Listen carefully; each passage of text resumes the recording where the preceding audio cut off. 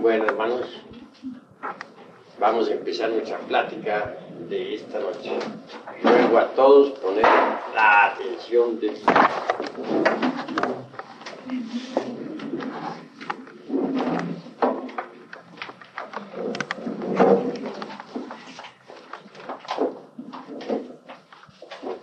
en todo caso,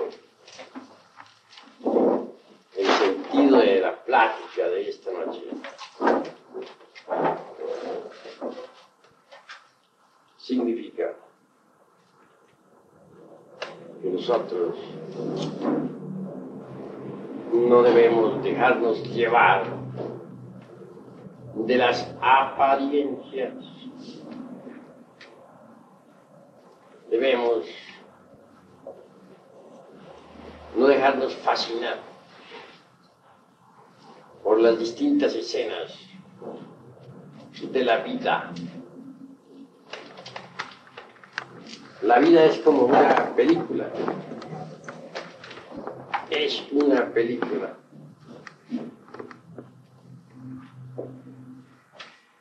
Compuesta, como es natural, por muchos cuadros, escenas. No conviene en modo alguno identificarnos con ninguna escena, con ningún cuadro, con ninguna apariencia. Porque todo pasa. Pasan las personas, pasan las cosas, pasan las ideas.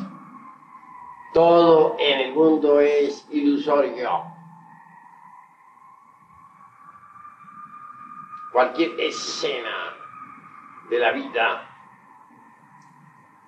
por muy fuerte que ella sea, pasa y queda atrás en el tiempo. Lo que nos debe interesar a nosotros es eso que se llama el ser, la conciencia. Es ahí lo fundamental. Porque el ser no pasa. El ser es el ser. Y la razón de ser del ser es el mismo ser. Cuando nosotros nos identificamos con las distintas comedias, dramas y tragedias de la vida, es obvio que caemos en la fascinación y en la inconsciencia del sueño psicológico.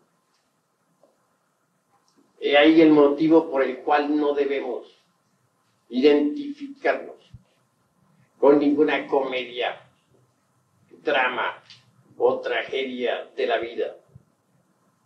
Porque por muy grave que sea, pasa. Hay un dicho vulgar que reza así: no hay mal que dure 100 años, ni cuerpo que lo resista. Así que todo es ilusorio y pasajero. Uno a veces en la vida se encuentra con algunos problemas difíciles. Sucede que a veces no encuentra uno en la vida dijéramos la salida, la solución al problema. Y este se vuelve enorme, monstruoso, gigantesco ante nuestra mente. Entonces sucumbe uno entre las preocupaciones. Dice, ¿cómo haré? ¿Qué haré? No le encuentra escapatoria. Y el problema, a medida que se analiza, se vuelve más y más monstruoso, enorme y gigantesco. Pero llega el día Y si nosotros afrontamos el problema tal cual es decir, si agarramos el toro por los cuernos, como se dice, vemos que el problema queda en nada. Se destruye por sí mismo. Es de naturaleza ilusoria. Mas suele cualquier problema tomar tales proporciones. Su realismo se vuelve tan crudo ante nuestra mente que en verdad no se le encuentra salida por ninguna parte. Siente uno que sucumbe ante el mismo, que en modo alguno se vuelve soluble. Pero si uno se le enfrenta al problema, verá que es ilusorio. ¿Y qué pasa? Como todo tiene que pasar, y al fin queda en nada.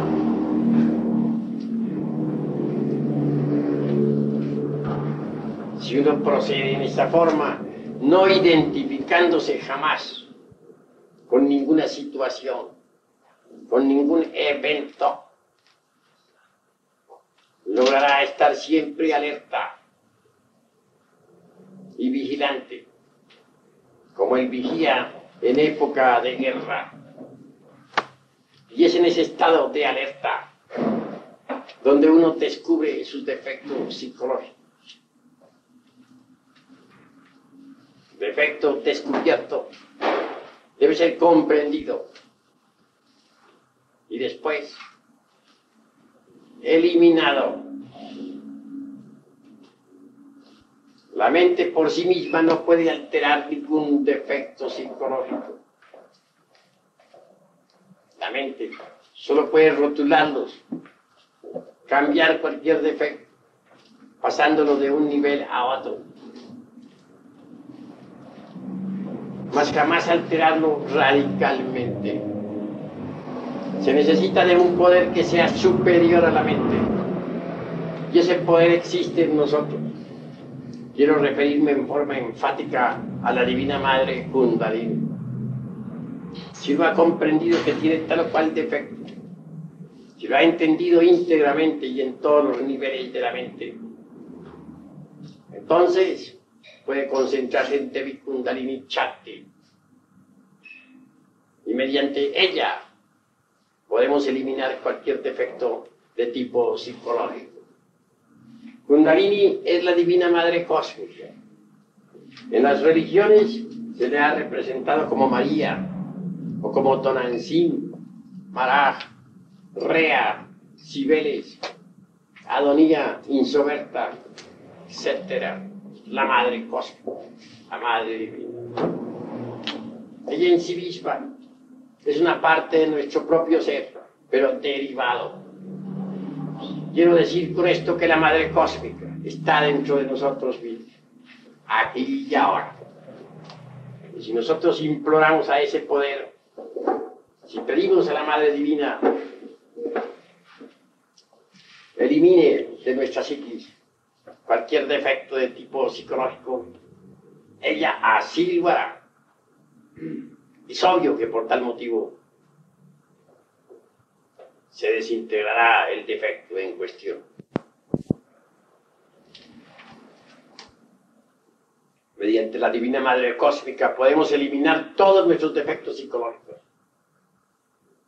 Como quiera que la conciencia está embotellada entre los defectos. Eliminados estos, la conciencia despertará radicalmente. Y entonces podremos ver, oír, tocar y palpar las grandes realidades de los mundos superiores. Pero eso es indispensable no identificarnos con ninguna circunstancia de la vida. Cuando no nos identificamos con tal o cual problema, cuando permanecemos alerta, descubrimos en el problema nuestros propios defectos psicológicos. Normalmente se ha visto que los problemas obedecen al miedo. El yo del temor mantiene los problemas vivos. Se le teme a la vida, se le teme a la muerte, se le teme al qué dirán, al dice que se dice, a la miseria, al hambre, a la desnudez, a la cárcel, a todo se le teme. Y debido a esto, los problemas se hacen cada vez más insolubles, más fuertes. En un problema económico, ¿qué tememos? La ruina. O el que tengamos que pagar determinada deuda. O el que si no pagamos nos meten a la cárcel. Etcétera. Etcétera. En un problema de familia, ¿qué tememos? Él dice que se dice. La lengua viperina. El escándalo. Los intereses creados. Etcétera, etcétera, etcétera. Pero si se elimina el yo del temor, ¿en qué queda el problema? Todo se esfuma, se vuelve nada. Tenemos que pagar el alquiler de una casa, tememos que nos lancen a la calle. Hasta pasamos noches desvelados, pensando en que el actuario ha de llegar y sacarnos a la calle. Al fin llega el día y resulta que el problema se solucionó, quizá por donde menos lo esperábamos. Entonces, ¿en qué quedó el problema? Y si no se solucionó la cuestión, si nos echaron a la calle con todos los muebles, etcétera, ¿qué pasó? La calle no se quedarán los muebles, alguien tendrá que recogerlos. En fin, por ahí no faltará dando vueltas un lugar donde meterlos. Si los muebles se perdieron, ¿y qué? Más se perdió en el diluvio. ¿Por qué nos vamos a pegar a unos muebles?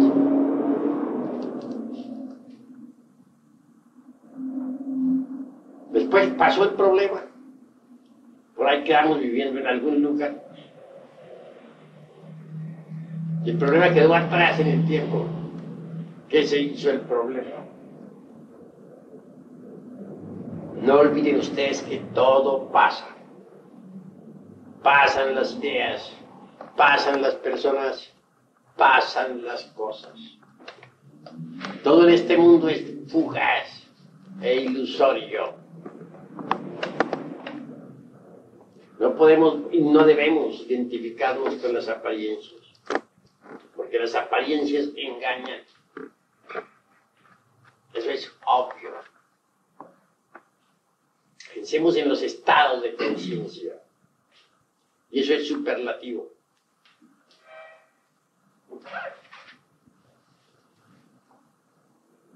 Hay una tendencia general de todos a juzgar equivocadamente a todos.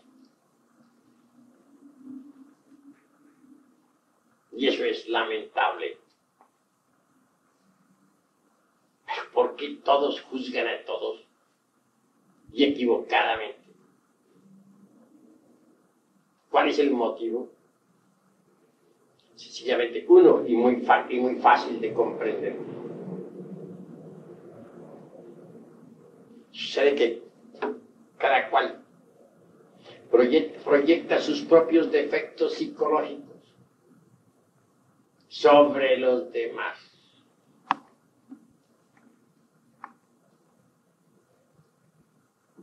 Cada cual ve en el prójimo sus propios defectos. Los defectos que a otros endilgamos, los tenemos muy sobrados nosotros. Juzgamos a otros como nosotros somos.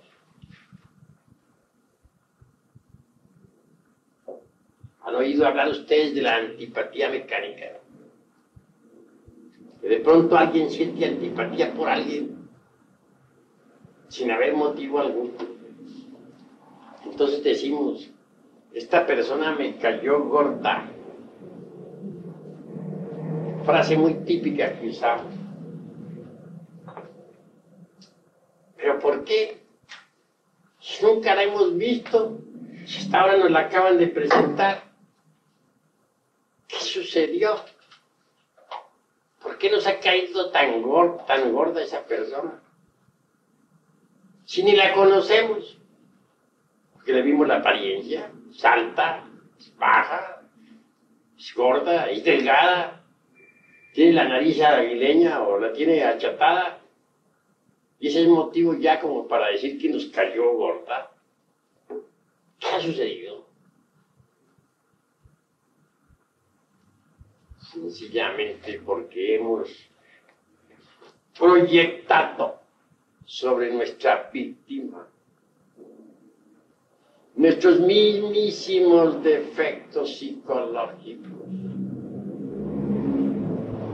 Posiblemente hemos visto en esa persona el defecto más grave que tenemos.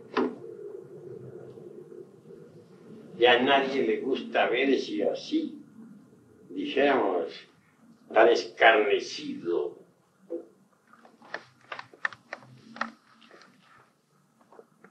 La realidad de los hechos es que tal persona se ha convertido en el espejo, donde nosotros nos vemos a sí mismos tal cual somos. Si estamos alertas, si no nos identificamos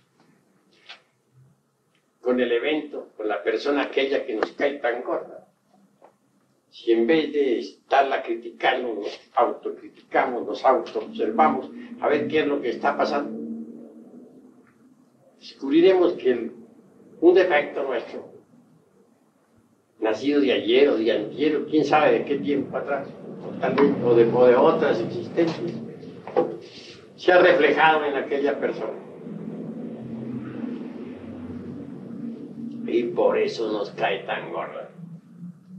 He ahí lo que es la antipatía mecánica, absurda en un 100%. Nosotros necesitamos aprender a vivir políticamente. El ser humano, ante todo, es un ente político, un animal político. Y el mismo hombre es un hombre político. Si uno no sabe vivir políticamente, se crean problemas en la vida. Uno tiene que aprender a vivir políticamente. Y en vez de sentir antipatías mecánicas, vale la pena que nos investiguemos a sí mismos. Que en verdad que proyectamos nuestros propios defectos psicológicos sobre los demás. ¿Por qué juzgamos equivocadamente al prójimo? ¿Por qué todos tenemos tendencia a ver los defectos en el prójimo? Toda clase de defectos. Sencillamente porque proyectamos en el prójimo nuestros propios defectos. Juzgamos equivocadamente. Suponemos que fulano es así o asá. Y resulta que ni es así ni es asá. Es completamente diferente y nuestro juicio resulta equivocado, falso.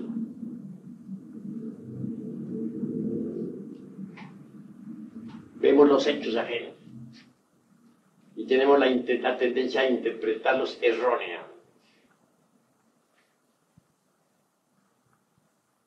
Nunca somos capaces de ver los hechos ajenos con ecuanimidad, con serenidad. Siempre los calificamos equivocadamente.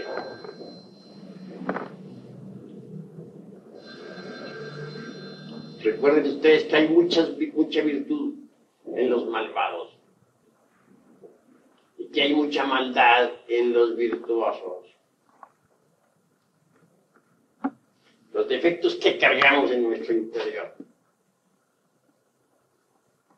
nos vuelven injustos para con el prójimo.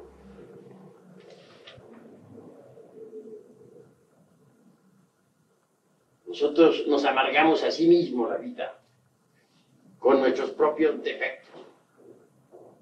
Y lo más grave, se la amargamos a los demás.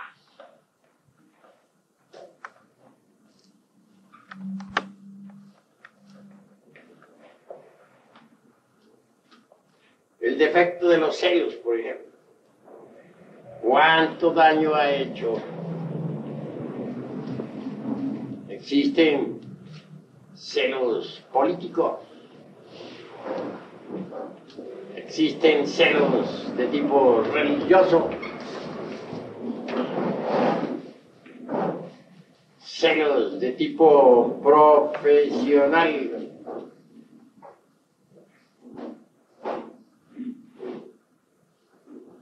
Celos pasionarios, vulgares, del hombre por la mujer, de la mujer por el hombre, etcétera, etcétera, etcétera. Ese es un yo, el yo de los celos. Y es ciego, no sabe de lógica, no sabe de razonamiento, no entiende nada de ciencia, ni escucha razones. ¿Cuántos casos de muerte se ven por los celos? Los celos profesionales, ¿cuánto daño hacen? Algunos curanderos magníficos que sabían sanar de las enfermedades al prójimo, magníficos botánicos, muchas veces fueron a dar a la cárcel. ¿Quién los metió en prisión si no estaban haciendo mal a nadie? Si solo sanaban al prójimo. Los celos profesionales. ¿De quién? De sus colegas titulados.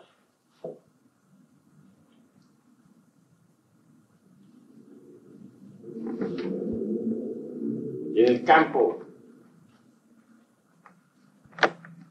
profesionista, los celos parecen multiplicarse espantosamente.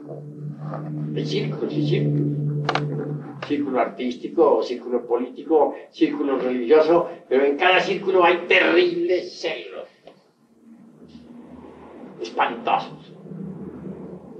Sufren los celosos y hacen sufrir también a sus semejantes.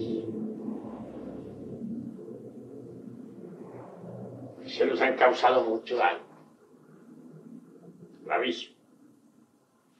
Y si eso decimos de los celos, ¿qué diremos nosotros de todos los otros defectos que tenemos? Ahora las apariencias engañan.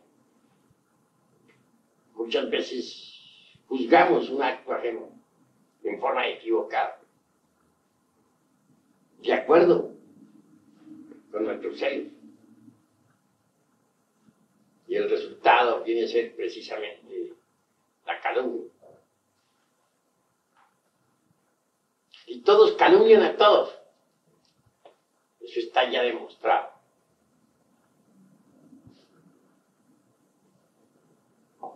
Hay tendencia siempre a dejarnos llevar de las apariencias. Determinado acto puede ser juzgado en una forma y la realidad correspondiente al mismo es otra. Un hecho cualquiera podría ser juzgado en determinada forma y de cierto modo, y no coincidir el juicio con el hecho. Y resulta que el hecho tiene otro sentido diferente al juicio. Entonces el juicio sale equivocado. Al haber juicio equivocado, se ofende al prójimo. Y quien emite el juicio equivocado también se ofende a sí mismo. Se causa dolor. Saber vivir es muy difícil, porque vivimos en un mundo de apariencias. ilusorios. Y tenemos la tendencia siempre a identificarnos con las apariencias, olvidando lo esencial, que es el ser. He ahí lo grave. En nosotros, dentro de nosotros, existen factores psicológicos espantosos que ignoramos y que jamás admitiríamos tener. Ante todo deben recordar ustedes que el yo no es algo, dijéramos, perenne, que el yo es una suma y también una resta, una multiplicación y una división de elementos inhumanos. Cada elemento de esos es un yo. Así pues, no tenemos un solo yo, tenemos muchos yos. Nuestro yo es pluralizado, no singularizado. Y eso es algo que ustedes deben comprender. Porque existe el yo temo, el yo amo, el yo odio, el yo envidio, el yo tengo celos, el yo tengo coraje, etcétera, etcétera, etcétera. Cada uno de esos yoes tiene tres cerebros. El intelectual, ubicado en la cabeza, el emocional en el corazón y el motor instintivo sexual en la espina dorsal. Cada uno de esos yoes es una persona diferente. Así pues tenemos muchas personas viviendo dentro de nuestra persona. Lo más grave es que la conciencia, lo más digno, lo más decente que hay en nosotros, está embotellado entre todas esas personas internas que cargamos. Y se procesa la conciencia en esa forma, de modo subconsciente, en virtud de su propio condicionamiento. Es decir, está dormida. Y ahí lo grave. Si tenemos la conciencia dormida, ¿cómo podríamos en verdad conocernos a sí mismos? Ahora, ¿creen ustedes acaso que alguien que no se conoce a sí mismo puede conocer a los demás? Si a sí mismos no nos conocemos, ¿cómo podríamos afirmar nosotros que conocemos a los demás? Que conocemos a nuestros amigos, que conocemos a las gentes.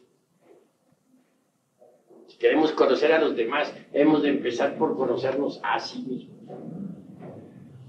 Somos necios. No conociéndonos a sí mismos, creemos que conocemos a los demás. Cuán necios somos, cuán absurdos. Si nos conociéramos a sí mismos, todo sería distinto. Desgraciadamente, no nos conocemos a sí mismos. Si un hombre no se conoce a sí mismo, si no conoce sus propios mundos internos, ¿cómo podría conocer los mundos internos del planeta Tierra? ¿O cómo podría conocer los mundos internos del sistema solar o de la galaxia en que vivimos? Si alguien quiere conocer los mundos internos de la Tierra o del sistema solar o de la galaxia o de las galaxias, debe empezar por conocer sus propios mundos internos. Empezar por conocerse a sí mismo. ¿Cómo podríamos conocernos a sí mismos si no dirigimos jamás la inteligencia hacia el interior? Si no nos acordamos nunca de nosotros mismos, debido a que estamos identificados precisamente con las apariencias de la vida. ¿Cómo podríamos conocernos a sí mismos si jamás dirigimos la inteligencia hacia adentro, debido a que estamos fascinados por los distintos eventos, sucesos, acontecimientos que llegan a nosotros? ¿Cómo podríamos conocernos a sí mismos si nunca dirigimos la conciencia hacia adentro? debido a que los múltiples problemas de la existencia nos tienen atrapados, los vemos insolubles, creemos que son eternos, no nos damos cuenta de que tienen un principio y que tienen un fin. Nosotros estamos atrapados por lo que es inestable, por lo que no tiene verdadera realidad. Estamos metidos dentro de una máquina que gira incesantemente. Juzgamos a los demás de acuerdo como somos.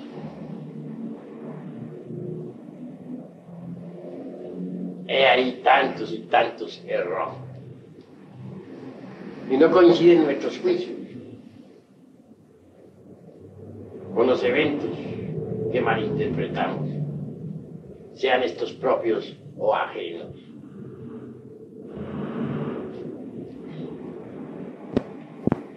Obviamente estamos metidos dentro de una máquina que gira incesantemente, pero andamos sonámbulos, inconscientes, dormidos. Nada sabemos sobre sí mismos, porque nunca nos acordamos de sí mismos, de nuestro propio ser. Tenemos la mente demasiado ocupada en las cosas ilusorias, en lo que es pasajero. La reflexión íntima del ser. No vivir más como autómatas. No. Vivir en estado de alerta percepción, alerta novedad. Estamos en un estado de coma espantoso. Reflexionen en esto. No nos conocemos a sí mismos, primero. Segundo, proyectamos nuestros defectos psicológicos sobre los demás y vemos en los demás nuestros propios defectos. Tercero, juzgamos equivocadamente las acciones de los demás.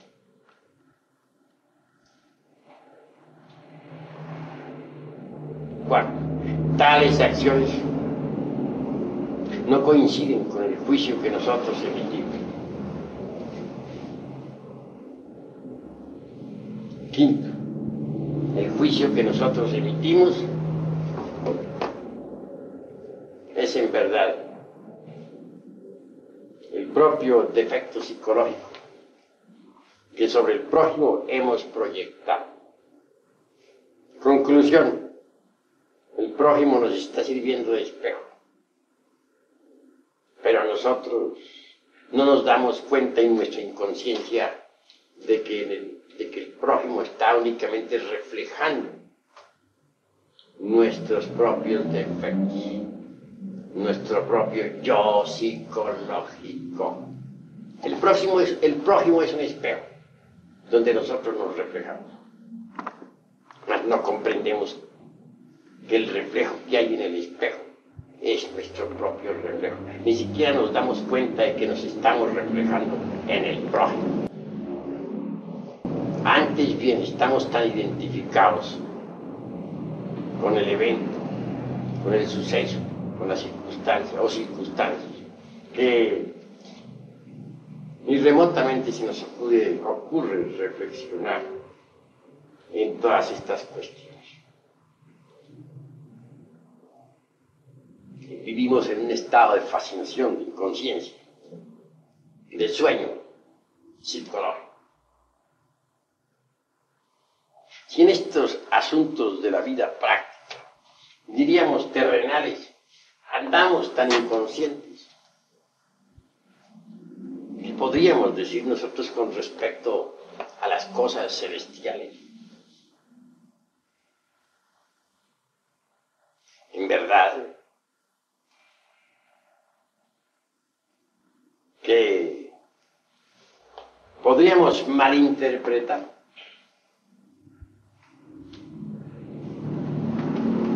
todos los postulados de la ciencia hermética. Podríamos malinterpretar debido a nuestros juicios erróneos las actitudes de los otros iniciados, la vida de los adeptos, etc. Podríamos malinterpretar, debido a nuestro estado de inconsciencia, hasta el mismo drama cósmico, y obviamente el drama cósmico, tal como está estipulado en los 4 evangelios, ha sido malinterpretado. ¿Por qué podríamos interpretar erróneamente la vida de los adeptos de la Blanca Hermandad? ¿O por qué podríamos malinterpretar el drama cósmico? ¿Por qué podríamos malinterpretar los postulados de la sabiduría hermética?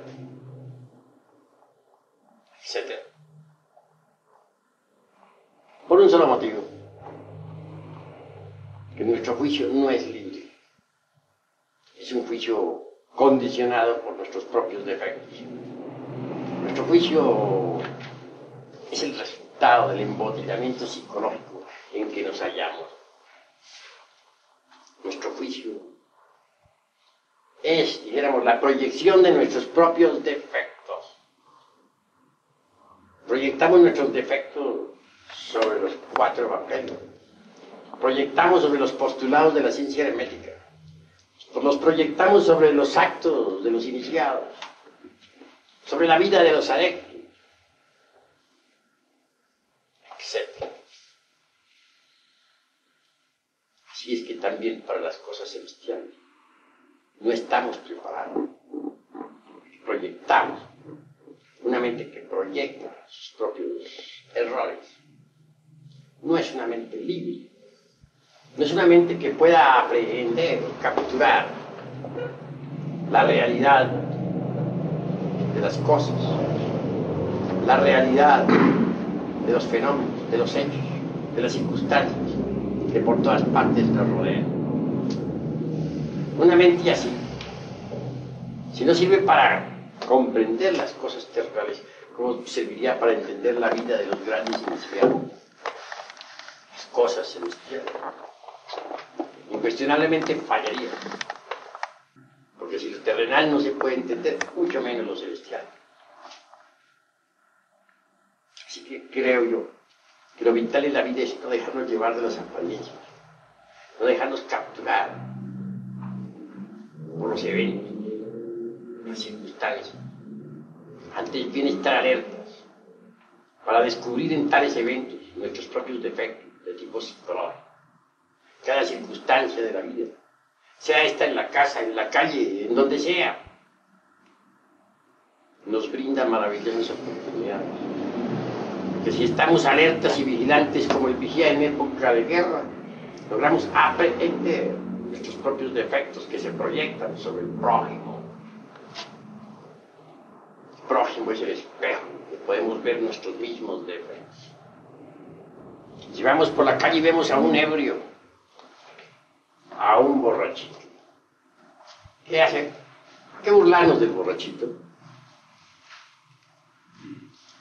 Antes bien decir, ahí voy yo, vea, ese borracho soy yo, vea cómo hago de pantomimas, cuán cómico estoy, ese soy yo, ahí voy. Debemos aprender a vernos en los demás. Descubrimos allá a un individuo que truena y relampaguea, que rasga sus vestiduras como Caifás. Debemos decir, ahí estoy. Sí, cuán iracundo soy. Cómo rasgo mis vestiduras, cómo blasfemo. Ese soy yo. Porque en verdad estamos reflejándonos sobre los demás. El prójimo nos estamos reflejando. Tal, podrían ustedes decirme en forma enfática, tal vez objetar. No, yo no soy ladrón. Yo no soy un asaltador de casas. Yo no me subiría jamás a la azotea a meterme a una casa ajena para robarme los dineros o las joyas. Eso diría, ¿verdad? Juzgaríamos al ladrón diciendo ladrones y a la cárcel lo meten. Mas sucede que dentro de nosotros también existe el yo ladrón. No lo conocemos, no lo hemos descubierto, pero existe. Ahí sí, como dijo Galileo, pur se mueve, pero se mueve y se mueve. Cuando a Galileo le preguntaron, ¿jura usted que la Tierra no es redonda y no se mueve? Entonces dijo, juro, por se mueve. Es decir, pero se mueve. Lo juro, pero se mueve. Así dijo Galileo.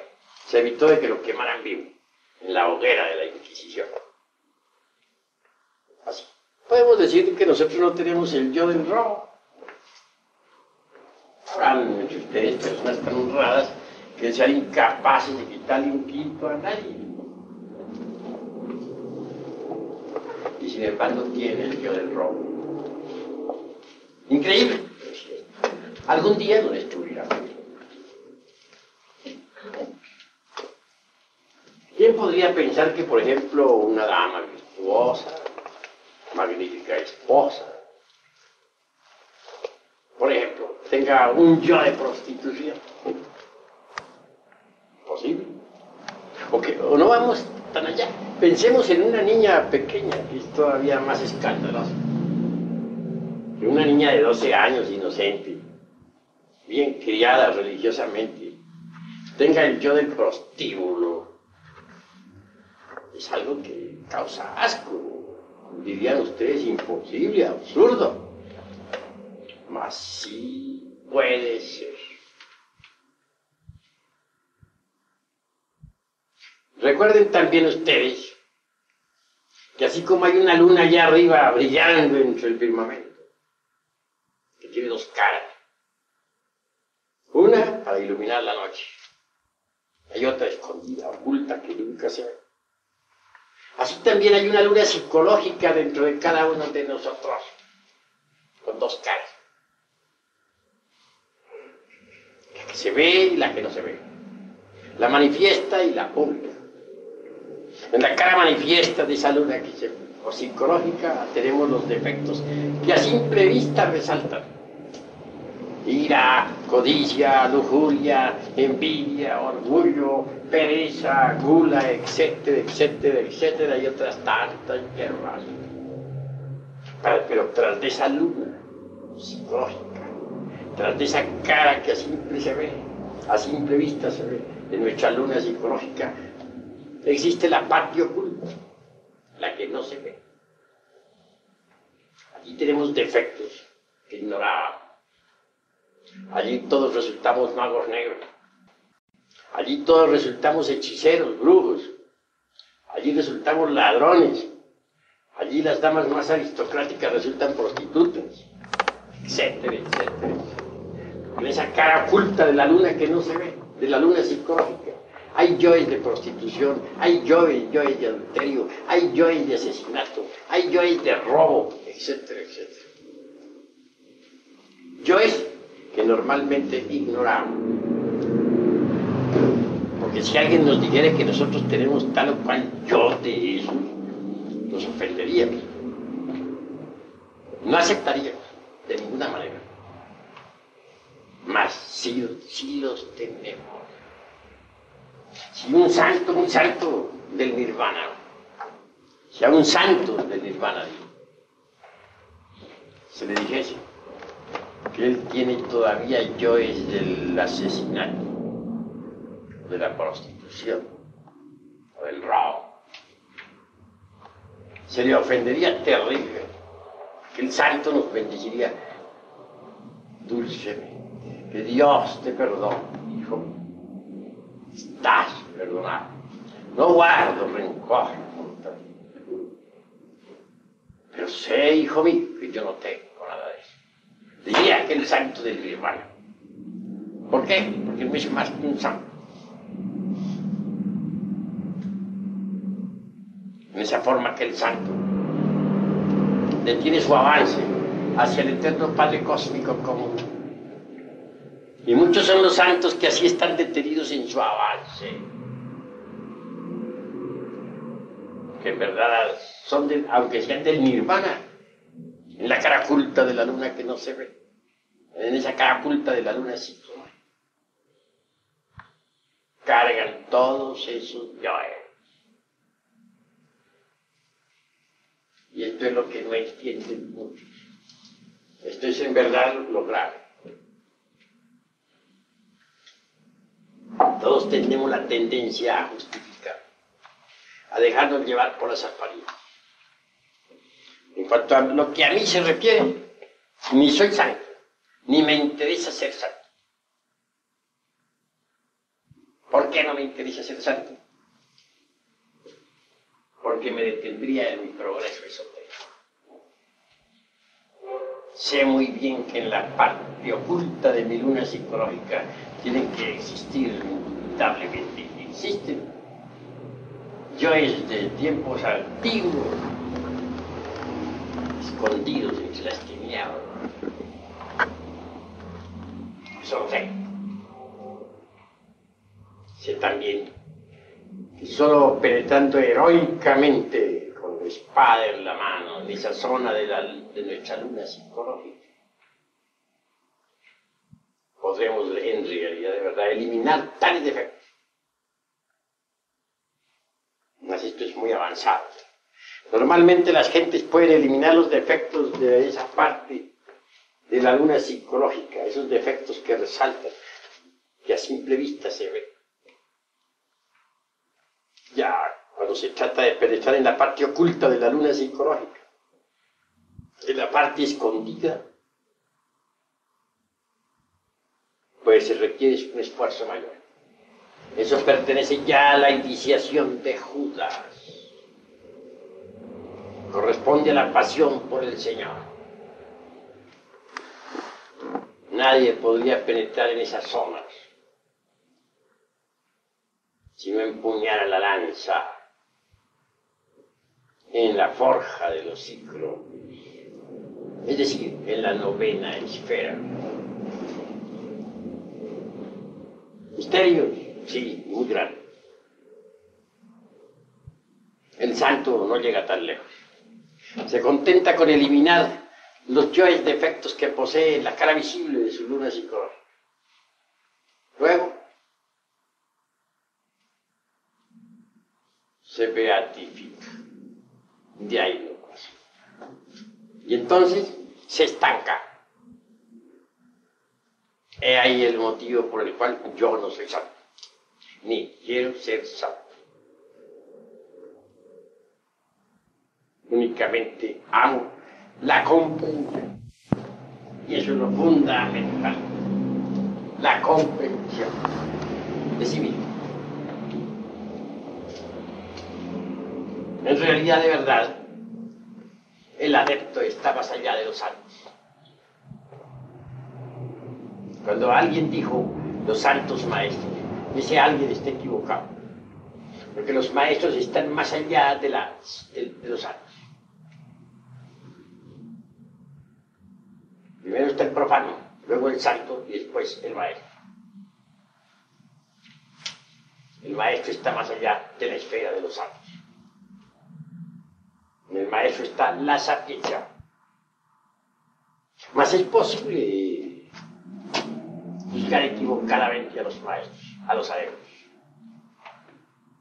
Tenemos siempre la tendencia a proyectar hasta sobre los adeptos nuestros propios defectos de tipo psicológico.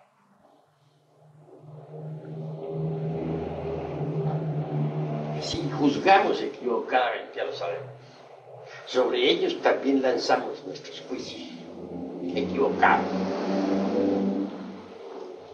Porque si no es posible juzgar rectamente los actos del prójimo, común y corriente, mucho menos es posible juzgar los actos de los adeptos en forma correcta. Normalmente tenemos la tendencia a tirar lodo contra los adeptos. Así como tiramos lodo contra nuestro prójimo, también tiramos lodo contra los adeptos de la Blanca Hermandad.